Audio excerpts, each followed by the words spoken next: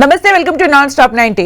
Rising summit, వైసీపీపై Chandrababu fire, IndiGo scene repeat, Modi versus Congress, Starlink ధర ఎంతంటే ట్రంప్ అసహనం. ఇలా బ్రేక్ లేకుండా 90 వార్తలు అందించే నాన్ స్టాప్ 90కి స్వాగతం.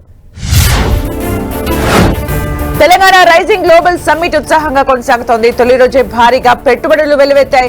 విద్యుత్ రంగంలో భారీ ఒప్పందాలు జరిగాయి. ఒక్కరోజే 2 లక్షల కోట్ల పెట్టుబడులకు ఒప్పందం కుదిరింది. ఫ్యూచర్ సిటీలో My Home Power Private Limited 7,000 కోట్ల పెట్టుబడులు పెట్టనుంది. Pumped storage solar power plant లో ఇన్వెస్ట్ చేయనున్నారు. మై హోమ్ పవర్ పెట్టుబడులతో 12,500 మందికి ఉద్యోగ అవకాశాలు రానున్నాయి.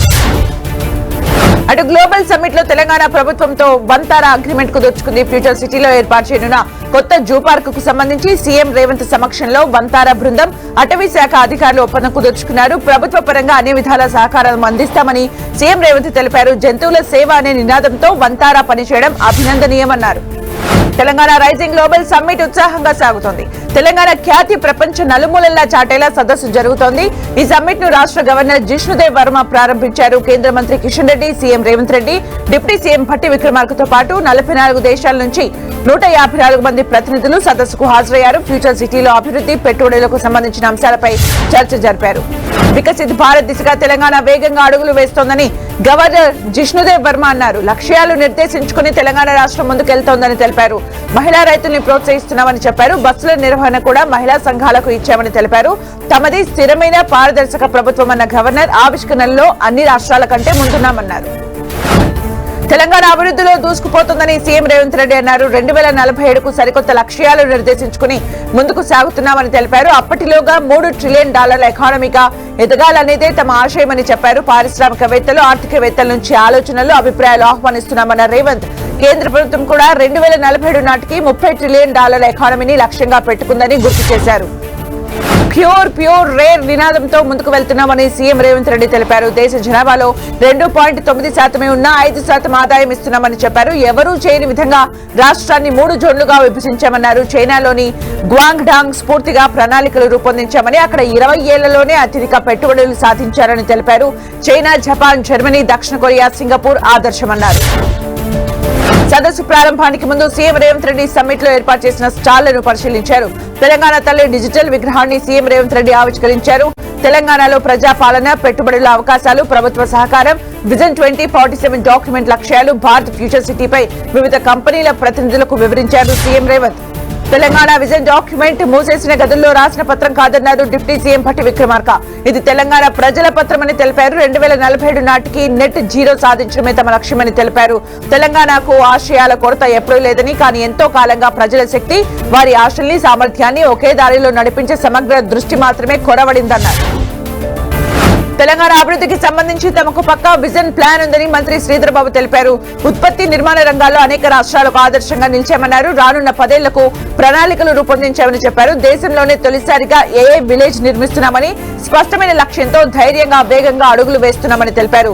క్వాంటమ్ టెక్నాలజీ కోసం చర్యలు తీసుకుంటున్నామని చెప్పారు.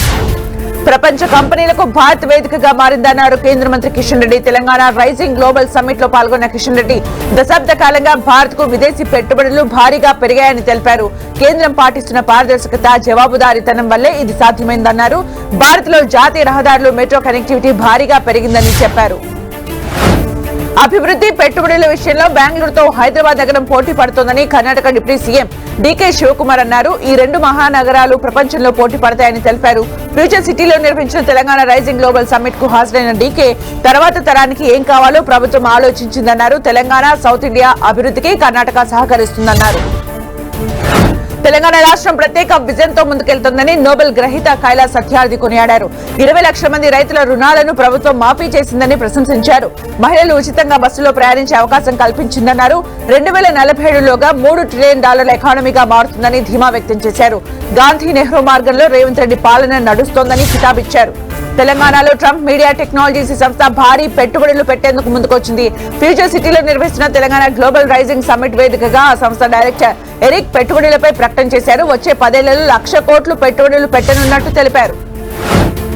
లాజిస్టిక్స్ లో తెలంగాణను నెంబర్ 1 గా నిలిపేందుకు ప్రయత్నిస్తున్నామని Adani ports and SEZ MD Karan Adani తెలిపారు. తెలంగాణలో ఇప్పటికే అదానీ గ్రూప్ పెట్టుబడులు పెట్టిందని చెప్పారు.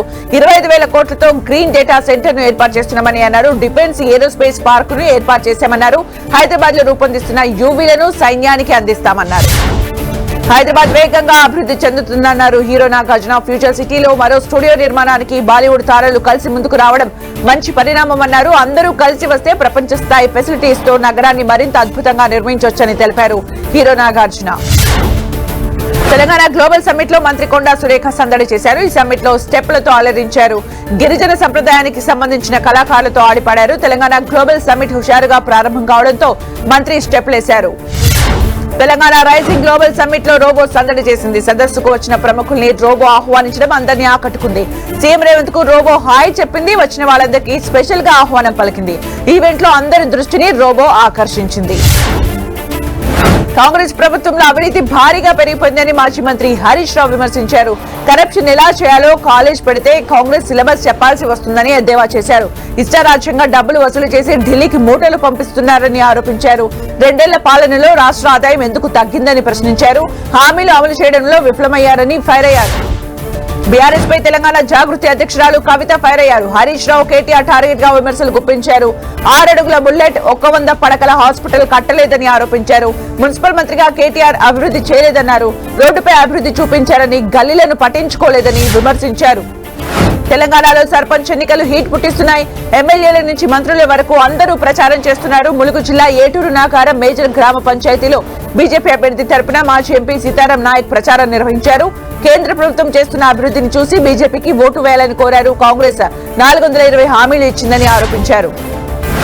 తెలంగాణలో ఈ నెల 11న తొలి విడత పంచాయతీ ఎన్నికలు జరగనుండటంతో వైన్స్ మూతపడనున్నాయి. మంగళవారం సాయంత్రం 5 గంటల నుంచి 11వ తేదీ వరకు వైన్స్, బార్లు, రెస్టారెంట్లు మూసివేస్తున్నామని అధికారులు తెలిపారు. ఎన్నికలు జరిగే ప్రాంతాల్లో ఆంక్షలు అమల్లో ఉంటాయన్నారు. ఆదేశాలను ఉల్లంఘిస్తే కఠిన చర్యలుంటాయని హెచ్చరించారు. ఐఏఎస్ అధికారి ఆమ్రపాలికి తెలంగాణ హైకోర్టులో షాక్ తగిలింది. ఆమ్రపాలిని తెలంగాణకు కేటాయిస్తూ క్యాట్ ఇచ్చిన ఉత్తర్వులపై హైకోర్టు స్టే విధించింది. క్యాట్ ఉత్తర్వుల్ని నిలిపివేస్తూ మధ్యంతర ఉత్తర్వులు జారీ చేసింది. దీనిపై కౌంటర్ దాఖలు చేయాలని ఆమ్రపాలి తరపు న్యాయవాదిని ఆదేశించింది. అనంతరం తదుపరి విచారణను 6 వారాలకు వాయిదా వేసింది. ఐబొమ్మ రవి కేసులో సైబర్ క్రైమ్ పోలీసులు స్పీడ్ పెంచారు. రవి కస్టడీపై రివిజన్ పిటిషన్ దాఖలు చేశారు. 3 కేసుల్లో ఇచ్చిన 3 రోజుల కస్టడీ సరిపోదని పిటిషన్లు తెలిపారు. 4 కేసులున్నాయని 5 రోజుల కస్టడీకి అప్పగించాలని కోరారు. కుబేరా, కిష్కిందపురి, తండేల్, ఇటు చిత్రాల పైసీపై విచారణ చేయాల్సి ఉందన్నారు. Star hero junior NTR Delhi హైకోర్టును ఆశ్రయించారు. వ్యక్తిత్వ హక్కులను రక్షించుకోవడంలో భాగంగా పిటిషన్ వేశారు. ఎన్టీఆర్ చేసిన ఫిర్యాదులపై ఐటీ నిబంధనల ప్రకారం 2021 ప్రకారం 3 రోజుల్లో చర్యలు తీసుకోవాలని ఢిల్లీ హైకోర్టు పేర్కొంది. Social media, e commerce platforms పై తగిన చర్యలు తీసుకోవాలని స్పష్టం చేసింది. విచారణను ఈ నెల 22వ తేదీకి వాయిదా పడింది. హైదరాబాద్ లో హైడ్రా దూకుడు కంటిన్యూ అవుతుంది. మియాపూర్ లో 600 కోట్ల రూపాయల విలువైన 5 ఎకరాల ప్రభుత్వ స్థలాన్ని హైడ్రా కాపాడింది. మక్తా మహబూబ్ పేట్ గ్రామంలో ప్రభుత్వ భూమిని అక్రమార్కులు కబ్జా చేశారు. 44/5 సర్వే నెంబర్లోని ప్రభుత్వ భూమిలో షెడ్లు వేసి కిరాయికిచ్చారు. స్థానికుల నుంచి ఫిర్యాదులు రావడంతో షెడ్లను హైడ్రా అధికారులు కూల్చివేశారు. తెలంగాణ ప్రభుత్వం 2026 సంవత్సరానికి సంబంధించిన సెలవుల వివరాలు విడుదల చేసింది. వచ్చే ఏడాది మొత్తం 27 సాధారణ, 26 ఐచ్ఛిక సెలవుల్ని ప్రకటిస్తూ అధికారిక ఉత్తర్వులు జారీ అయ్యాయి. వచ్చే ఏడాదిలో అన్ని రాష్ట్ర ప్రభుత్వ కార్యాలయాలు, పాఠశాలలు 27 సాధారణ సెలవు దినాల్లో మాత్రమే మూతపడనున్నాయి. దీంతో పాటు ఆదివారాలు, 2 శనివారాలు యథావిధిగా సెలవులు కొనసాగుతాయి. వైసీపీపై సీఎం చంద్రబాబు ఫైర్ అయ్యారు. 5 ఏళ్ల పాటు అభివృద్ధి ఆగిపోయిందని, ఆదాయం తగ్గిపోయిందని విమర్శించారు. గత ప్రభుత్వం కేంద్ర పథకాల్లో అవకతవకలకు పాల్పడిందని ఆరోపించారు. కేంద్ర నిధుల్ని ఇతర పథకాలకు మళ్లించారని తెలిపారు. ఏపీ బ్రాండ్ను దెబ్బతీశారన్నారు. ప్రస్తుతం ఓవైపు రాష్ట్రాన్ని అభివృద్ధి బాటలో నడిపిస్తూ ప్రజలకు సంక్షేమ పథకాలు అందిస్తున్నామని తెలిపారు.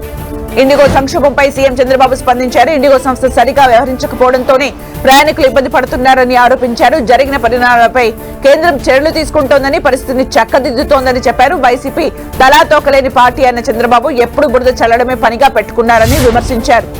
ఏపీ సీఎం చంద్రబాబు దావోస్ లో పర్యటించనున్నారు. వచ్చే ఏడాది జనవరి 19వ తేదీ నుంచి 23 వరకు దావోస్ వెళ్లనున్నారు. అక్కడ నిర్వహించే ఎకనామిక్ ఫోరం సదస్సుకు సీఎం చంద్రబాబు హాజరు కానున్నారు. చంద్రబాబు బృందంలో మంత్రులు నారా లోకేష్, టీజీ భరత్ ఉన్నారు. దావోస్ పర్యటనలో పలువురు పారిశ్రామికవేత్తల్ని సీఎం కలిసే అవకాశాలున్నాయి. ఏపీలో పెట్టుబడులపై చర్చించే ఛాన్స్ ఉంది.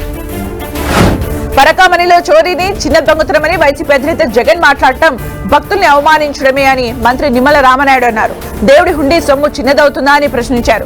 దొంగకు మద్దతు ఇవ్వడం విడ్డూరంగా ఉందన్నారు. జగన్ కు ప్రజలు దేవుడన్నా భయం లేదన్న మంత్రి నిమ్మల పవిత్ర తిరుమలలో మాఫియా రాజ్యం నడిచిందని ఆరోపించారు. అధికారుల తీరుపై గుంటూరు పశ్చిమ ఎమ్మెల్యే గల్లా మాధవి ఫైర్ అయ్యారు. రోడ్లపై గుంతలు పూడ్చాలని చెప్పినా పట్టించుకోవడం లేదని ఆగ్రహం వ్యక్తం చేశారు. స్వయంగా రోడ్డుపై గుంతలు పూడ్చారు. తట్టతో మట్టి పోసి పారతో చదును చేశారు. అధికారులు పరిధి దాటితే ప్రభుత్వ పెద్దల దృష్టికి తీసుకెళ్తానన్న ఎమ్మెల్యే అంతవరకు తెచ్చుకోవద్దని వార్నింగ్ ఇచ్చారు. ఇండిగో నిర్వహణ వైఫల్యమే ప్రస్తుత పరిస్థితులకు కారణమని కేంద్ర మంత్రి రామ్మోహన్ నాయుడు తెలిపారు. ఇండిగో పరిణామాలపై పార్లమెంట్ లో ప్రకటన చేసిన రామ్మోహన్ సిబ్బందికి సంబంధించిన రోస్టరింగ్ విధానాన్ని సరిగా అమలు చేయలేదని చెప్పారు. ఏవియేషన్ మేనేజ్మెంట్ సిస్టమ్ సాఫ్ట్వేర్ అంతరాయాలకు కారణం కాదని స్పష్టం చేశారు. సమస్యను పరిష్కరించేందుకు ఎయిర్లైన్ తో నిరంతరం సంప్రదింపులు జరుపుతున్నామన్నారు. అటు ఇండిగో సర్వీసుల్లో అంతరాయం కొనసాగుతోంది. సోమవారం దేశవ్యాప్తంగా 350కి పైగా సర్వీసులు రద్దయ్యాయి. మరోవైపు ఢిల్లీ ఎయిర్పోర్ట్ ప్రయాణికులకు అడ్వైజరీ జారీ చేసింది. అంతరాయాలు కొనసాగుతాయని ఎయిర్పోర్ట్ కు వచ్చే ముందు ఎప్పటికప్పుడు ఫ్లైట్ స్టేటస్ తనిఖీ చేసుకోవాలని ప్రయాణికులకు సూచించింది. పరిస్థితిని సాధారణ స్థితికి తెచ్చేందుకు ప్రయత్నాలు కొనసాగుతున్నాయని ప్రకటించింది. హైదరాబాద్ లోని శంషాబాద్ ఎయిర్పోర్ట్ లో 112 సర్వీసులకు అంతరాయం ఏర్పడింది. రాజీవ్ గాంధీ అంతర్జాతీయ విమానాశ్రయానికి రావాల్సిన 58 విమానాలు రద్దు చేశారు. ఇక్కడి నుంచి వెళ్లాల్సిన 54 ఫ్లైట్స్ నిలిచిపోయాయి. దీంతో ప్రయాణికులు తీవ్ర ఇబ్బందులు తప్పడం లేదు. ప్రయాణికులకు ఇండిగో భారీగా రీఫండ్ చేసింది. దాదాపు 827 కోట్లు రిటర్న్ ఇచ్చినట్టు పౌర విమానయాన శాఖ తెలిపింది. నవంబర్ 21 నుంచి డిసెంబర్ 1 వరకు 9,55,591 టికెట్లు రద్దయినట్లు చెప్పారు. డిసెంబర్ 1 నుంచి 7 వరకు 5,86,705 టికెట్లు రద్దవగా 570 కోట్లు ప్రయాణికులకు అందించినట్లు ప్రకటించారు. బ్యాగేజ్లను ప్రయాణికులకు అందించడంపై దృష్టి సారించామన్నారు. దేశవ్యాప్తంగా ఎయిర్పోర్ట్లు ప్రయాణికుల లగేజ్ బ్యాగులతో కిటకిటలాడుతున్నాయి. అన్ని విమానాశ్రయాలు డంప్ యార్డుల్ని తలపిస్తున్నాయి. ఎటు చూసినా బ్యాగులు దర్శనమిస్తున్నాయి. కుప్పలు తెప్పలుగా పడిపోయి ఉన్నాయి. ఇందుకు సంబంధించిన వీడియోలు, ఫోటోలు వైరల్ అవుతున్నాయి. మరోవైపు చోరీలు కూడా జరుగుతున్నట్టు తెలుస్తోంది. తమ వస్తువులు పోయాయంటూ ప్రయాణికులు ఫిర్యాదులు చేస్తున్నారు. ఇండిగో సంక్షేమంపై అత్యవసర విచారణ కోరుతూ దాఖలైన పిటిషన్ను సుప్రీంకోర్టు తిరస్కరించింది. ప్రస్తుతానికి ఎలాంటి జోక్యం చేసుకోబోమని సీజేఐ జస్టిస్ సూర్యకాంత్ తెలిపారు. విమానాల రద్దు తీవ్రమైన సమస్యని, ప్రయాణికుల ఇబ్బందులను అర్థం చేసుకున్నామని చెప్పారు. ఈ సమస్యపై ఇప్పటికే ప్రభుత్వం దృష్టి సారించిందన్నారు. సకాలంలో చర్యలు తీసుకున్నట్టు కనిపిస్తోందని తెలిపారు. ఇటు ఇండిగోపై దాఖలైన పిటిషన్ను విచారించేందుకు ఢిల్లీ హైకోర్టు ఓకే చెప్పింది. బుధవారం వాదనలు వినేందుకు అంగీకరించింది. బాధితులకు సాయం చేసేలా కేంద్రానికి మార్గదర్శకాలు జారీ చేయాలంటూ పిటిషన్ వేశారు. దీనిపై విచారిస్తామని న్యాయమూర్తి తెలిపారు. ఇండిగోకు స్టాక్ మార్కెట్ లోనూ తిప్పలు తప్పడం లేదు. IndiGo share down fall continue అవుతోంది. షేర్ వాల్యూ 8.32% కరెక్షన్ కు గురైంది. సర్వీసుల రద్దుతో వరుసగా 11వ రోజు నష్టపోయింది. ఒక్క రోజులోనే 447 రూపాయలు పతనమైంది. ప్రస్తుత పరిణామాలతో ఇండిగో నుంచి తమ పెట్టుబడుల్ని భారీగా ఇన్వెస్టర్లు ఒక్కసారిగా ఉపసంహరించుకున్నారు. ఇండిగో సంక్షోభం నేపథ్యంలో ధరల్ని అదుపు చేసేందుకు ప్రభుత్వం ప్రకటించిన టికెట్ రేట్ల పరిమితిని ఎయిర్ ఇండియా అమల్లోకి తీసుకొచ్చింది. ఇది ఎకానమీకి క్లాస్ టికెట్లకు వర్తిస్తుందని పేర్కొంది. తమ రిజర్వేషన్ వ్యవస్థలో కొత్త ధరలు అమల్లోకి తీసుకొచ్చామని తెలిపారు. మరోవైపు భారీగా ఉద్యోగ నియామకాలను చేపట్టేందుకు ఇండిగో నోటిఫికేషన్ జారీ చేసింది. శంషాబాద్ ఎయిర్పోర్ట్ లో 3 విమానాలకు బాంబు బెదిరింపు మెయిల్స్ వచ్చాయి. కన్నూర్, హైదరాబాద్, ఫ్రాంక్ఫర్ట్, హైదరాబాద్ లుఫ్తాన్సా విమానం, లండన్, హైదరాబాద్ బ్రిటిష్ ఎయిర్లైన్స్ విమానాలకు బెదిరింపులు వచ్చినట్లు అధికారులు తెలిపారు. దీంతో శంషాబాద్ ఎయిర్పోర్ట్ లో విమానాలను సేఫ్ గా ల్యాండ్ చేశారు. విమానాల్లో బాంబ్ స్క్వాడ్ తనిఖీలు చేసి ఫేక్ అని నిర్ధారించాయి. హైదరాబాద్ నాచారంలోని ఓ ప్రైవేట్ కంపెనీ దగ్గర మహిళా ఉద్యోగులకు నిరసన తెలిపారు. 16,000 జీతానికి 9,000 మాత్రమే చెల్లిస్తున్నారని ఆందోళన చేశారు. జీతాలు పెంచకుండా మోసం చేస్తున్నారని ఆగ్రహం వ్యక్తం చేశారు. షాహీ ఎక్స్పోర్ట్ ప్రైవేట్ లిమిటెడ్ యాజమాన్యం తమకు అన్యాయం చేసిందని ఆరోపించారు. విశాఖ స్టీల్ ప్లాంట్ దగ్గర ఉద్రిక్తత తలెత్తింది. ప్లాంట్ గేట్ ఎదుట భూ నిర్వాసితులు ఆందోళన చేశారు. ఆర్ కార్డు ఉన్న ప్రతి కుటుంబానికి స్టీల్ ప్లాంట్ లో ఉద్యోగం కల్పించాలని డిమాండ్ చేశారు. లేదంటే భూములు తిరిగి ఇవ్వాలని భూ నిర్వాసితులు నిరసన తెలిపారు. మరోవైపు 1 టైం సెటిల్మెంట్ చేసే వరకు నెలకు 25,000 చెల్లించాలని డిమాండ్ చేస్తున్నారు. విశాఖలోని గంగవరం పోర్టు దగ్గర ఉద్రిక్తత చోటు చేసుకుంది. పోర్టు యాజమాన్య వ్యవహార శైలికి నిరసనగా భూ నిర్వాసిత కార్మికులు పోర్టు ముట్టడికి యత్నించారు. 1 టైం సెటిల్మెంట్ కింద కార్మికులతో చేసిన ఒప్పందాన్ని అమలు చేయాలని డిమాండ్ చేస్తున్నారు. సెటిల్మెంట్ ఒప్పందం ఉల్లంఘనపై కార్మికులు ఆగ్రహం వ్యక్తం చేశారు. ఖమ్మం జిల్లానే పంజాబ్ పీసీసీ మాజీ అధ్యక్షుడు నవజ్యోత్ సింగ్ సిద్ధు భార్య నవజ్యోత్ కౌర్ వ్యాఖ్యలపై Karnataka deputy CM DK Shivakumar react అయ్యారు. సీఎం పదవి కోసం 500 కోట్లు ఇవ్వాలని వ్యాఖ్యానించగా ఆ మెను మానసిక హాస్పిటల్లో చేర్చారు అన్నారు. అయితే 500 కోట్ల సూట్ కేసు ఇచ్చిన వారు మాత్రమే సీఎం అవుతారనడంలో అర్థం లేదన్నారు. తమిళనాడులో అసెంబ్లీ ఎన్నికలు దగ్గర పడుతుండటంతో పాలిటిక్స్ హీటెక్కాయి. టీవీకి అధినేత విజయ్ మరోసారి ప్రజల్లోకి రానున్నారు. మంగళవారం పుదుచ్చేరి వేదికగా భారీ బహిరంగ సభ నిర్వహించనున్నారు. గతంలో జరిగిన పరిస్థితుల దృష్ట్యా పోలీసులు షరతులతో కూడిన అనుమతి ఇచ్చారు. 8 ఏళ్ల క్రితం మలయాళ నటి కిడ్నాప్ ఆమెపై లైంగిక దాడికి పాల్పడిన కేసులో కీలక మలుపు తిరిగింది. నిందితుల్లో ఒకరైన ప్రముఖ నటుడు దిలీప్ ను ఎర్నాకుళం కోర్టు నిర్దోషిగా తేల్చింది.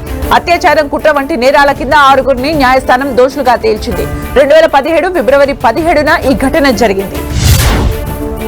ఢిల్లీ బ్లాస్ట్ కేసులో 4 నిందితులకు ఎన్ఐఏ కస్టడీని పొడిగించారు. ఆ 4గురికి ఇప్పటికే విధించిన 4 రోజుల కస్టడీ ముగియడంతో దర్యాప్తు అధికారులు ఎన్ఐఏ స్పెషల్ కోర్టులో హాజరుపరిచారు. అధికారుల అభ్యర్థన మేరకు కోర్టు వారిని కస్టడీ పొడిగించింది. నిందితుల్లో డాక్టర్ ముజామిల్ ఘనయ్య, ఆదిల్ షాహీన్, మత ప్రచారకుడు మౌల్వీ ముఫ్తీ ఉన్నారు. గోవా నైట్ క్లబ్ అగ్ని ప్రమాదం కేసులో పోలీసులు దర్యాప్తు ముమ్మరం చేశారు. క్లబ్ యజమాని సౌరభ్ లూత్రా ఇంకా పరారీలో ఉన్నాడు. పోలీసులు అతడి కోసం గాలిస్తున్నారు. అయితే ప్రమాద ఘటనపై తొలిసారి స్పందించిన క్లబ్ యాజమాన్యం ప్రాణ నష్టంపై తాము తీవ్రంగా చలించిపోయామని విచారం వ్యక్తం చేసింది. మృతుల కుటుంబాలకు సాయం అందిస్తామని తెలిపింది. ఆర్బీఐ కీలక అప్డేట్ ఇచ్చింది. కాయిన్స్ పై ప్రజలకు ఉన్న అపోహలను తొలగించేందుకు నడుం బిగించింది. ఇందులో భాగంగా వాట్సాప్ ద్వారా వ్యక్తిగతంగా సందేశాలు పంపిస్తోంది. నాణాలు వేర్వేరు డిజైన్స్ తో ఉన్నప్పటికీ అవన్నీ చలామణిలోనే ఉన్నాయని స్పష్టం చేసింది. 50 పైసలు మొదలుకొని 1, 2, 5, 10, 20 నాణాలన్నీ చట్టబద్దమని స్పష్టం చేసింది. స్టార్లింక్ భారత్ లో కమర్షియల్ సేవలు అందించేందుకు సిద్ధమవుతోంది. ఇందులో భాగంగా నెలవారీ సబ్స్క్రిప్షన్ ప్లాన్ ధరను వెల్లడించింది. తొలుత రెసిడెన్షియల్ కస్టమర్లకు ఓ ప్లాన్ ను అందుబాటులోకి తెచ్చింది. నెలకు 8,600 చెల్లించాల్సి ఉంటుందని తెలిపింది. రిచ్ కమ్యూనికేషన్ సర్వీసెస్ ను అందించేందుకు ఎయిర్టెల్ సిద్ధమైంది. తన నెట్వర్క్ పై ఈ సేవల్ని అందించేందుకు గూగుల్ తో ఒప్పందం కుదుర్చుకుంది. ప్రధాన టెలికాం కంపెనీలు ఇప్పటికే ఆర్సీఎస్ సేవల్ని తమ వినియోగదారులకు అందిస్తున్నాయి. గత 5.5 ఏళ్లలో పబ్లిక్ సెక్టార్ బ్యాంకులు 6,15,000 కోట్ల రుణాలను రైట్ ఆఫ్ చేసినట్టు కేంద్ర ప్రభుత్వం తెలిపింది. 2022-23 నుంచి పిఎస్బిల్లోకి ప్రభుత్వం ఎలా మూలధనాన్ని చప్పించడం లేదని పేర్కొంది. ఆయా బ్యాంకుల ఆర్థిక పనితీరు గణనీయంగా మెరుగుపడినట్లు ప్రకటించింది. స్టాక్ మార్కెట్లు భారీ నష్టాలను మూటగట్టుకున్నాయి. విదేశీ మదుపర్ల అమ్మకాలు, రూపాయి బలహీనత కారణంగా ప్రధాన షేర్లలో అమ్మకాల ఒత్తిడి కనిపించింది. బీఎస్ఈలో నమోదిత కంపెనీల మొత్తం విలువ దాదాపు 7 లక్షల కోట్లపైనే ఆవిరై 463 లక్షల కోట్లకు చేరింది. విదేశీ కప్ ముందు ఐసీసీకి జియో హాట్స్టార్ షాక్ ఇచ్చినట్టు తెలుస్తోంది. ఫిబ్రవరి 7 నుంచి మార్చి 8 వరకు జరగనున్న ఈ మెగా టోర్నీకి అధికారిక ప్రస్తావకర్తగా బయలుగాలని నిర్ణయం తీసుకున్నట్టు సమాచారం. బంగ్లాదేశ్ క్రికెట్ దిగ్గజం షకీబ్ యూ టర్న్ తీసుకున్నాడు. టెస్ట్, టీ20 ఫార్మాట్ నుంచి తన రిటైర్మెంట్ ను వెనక్కి తీసుకున్నట్టు తెలిపాడు. 3 ఫార్మాట్స్ లో బంగ్లాదేశ్ జాతీయ జట్టుకు ఆడాలని తాను కోరుకుంటున్నట్లు చెప్పాడు.